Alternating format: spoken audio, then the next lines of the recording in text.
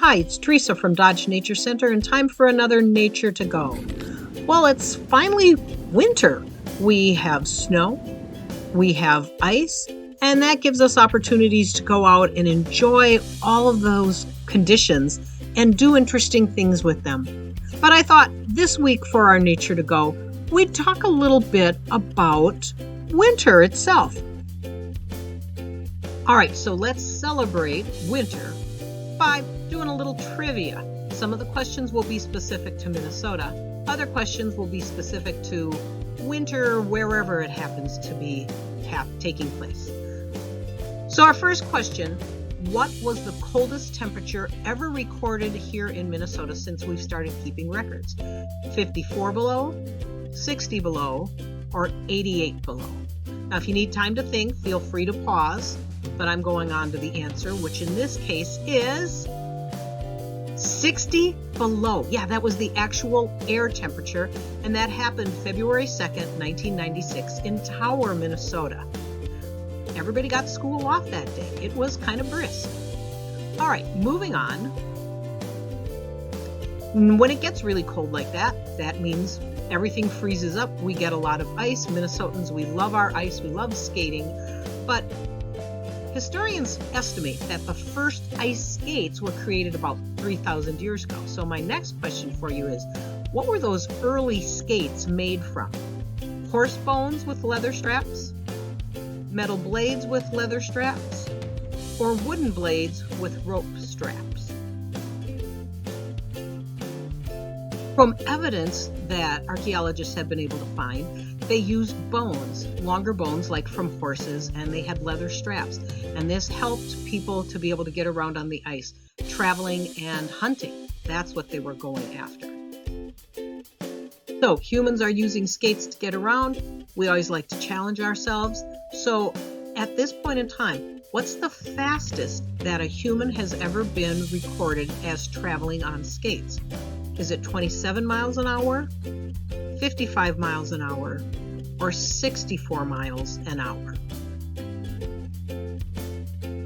Dutch Olympic champion speed skater wanted to try to break a record, and so they created this whole system where he was protected from the wind and out on a lake, and he managed to skate at a speed of 64 miles per hour. Amazing. That's how. Now we're going to switch to talking about things to do with snow. And so the first question is, what is the most snow we've ever had in a single storm here in Minnesota? Was it 24 inches? Was it 31 inches? Or was it 46 inches?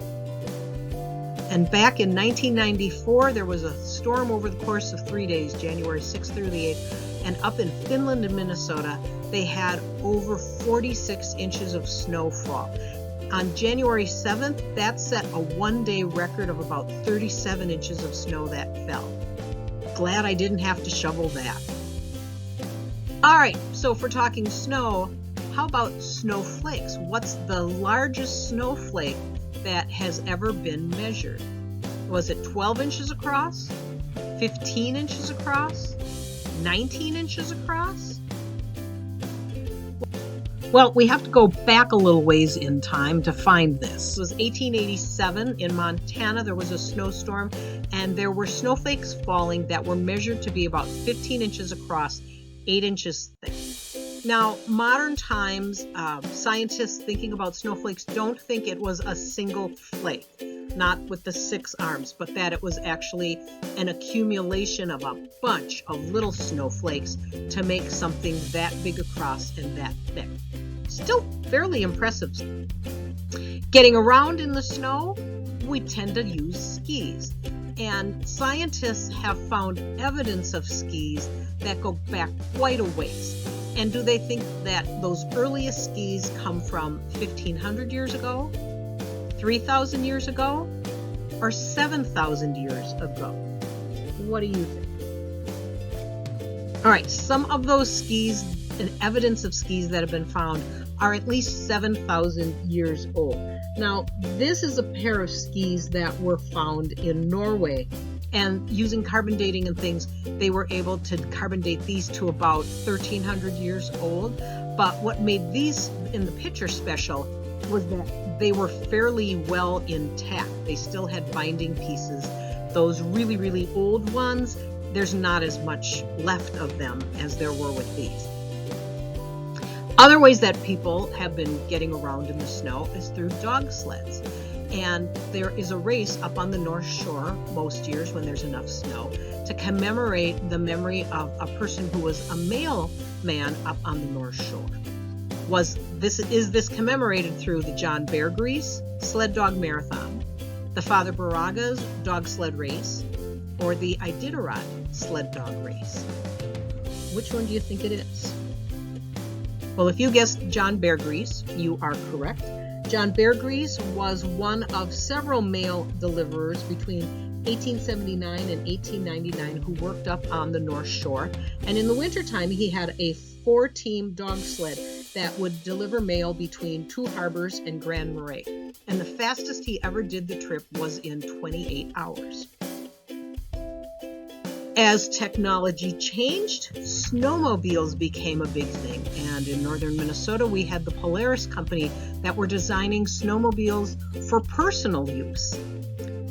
1950s were when they were coming out, and those new, cool, cutting-edge snowmobiles, how fast could they go?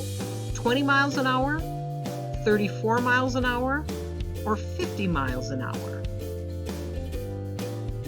They went a blazing 20 miles an hour.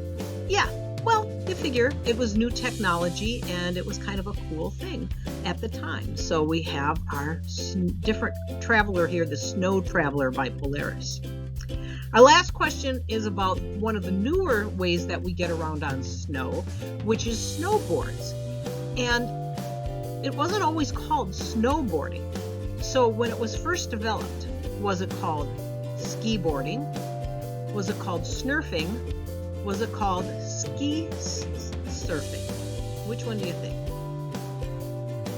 All right, are you ready? It was actually called snurfing because the name came as a combination between snow and surfing, and so you'd be a snurfer.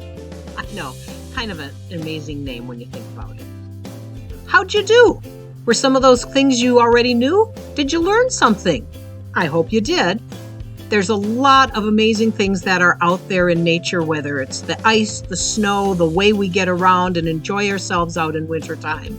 So head outside, find something interesting to do, and join me again next time for Nature to Go.